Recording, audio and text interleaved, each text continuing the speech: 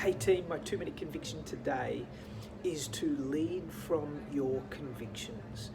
There are so many things that drive our leadership, some good and some not so noble, but there's a mixture of things. Sometimes we lead out of obligation, out of necessity, we lead out of desperation, we lead out of frustration. Other times we lead out of curiosity, out of interest and desire. We lead out of the encouragement of others around us. Lots of reasons that kind of form the combination of motivations that drive that leadership dynamic in our life. From my experience, I have found the most potent fuel in my leadership tank is conviction. And conviction is more than just a vision, it's more than just an idea.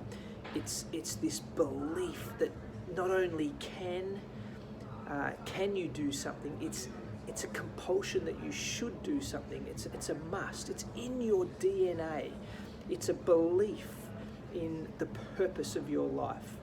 And I've heard it said recently that conviction often springs from the fertile soil of those things that make you mad, sad, and glad. These are the causes in life. These are the issues. These are the sentiments, the attributes that you want to chase and champion, regardless of whether you're a formal or titled leader. It's in you to make a difference around these things.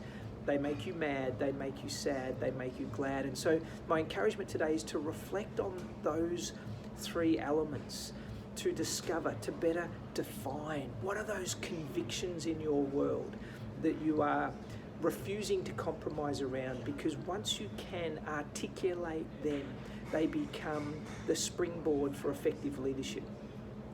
You will chase through, you will break through barriers, you will chase opportunities down when you are truly leading from conviction. So there's my 2 minute conviction.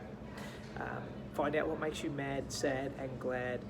Hone your efforts around those particular efforts, and I think you will find that you will go further faster. Have a great week.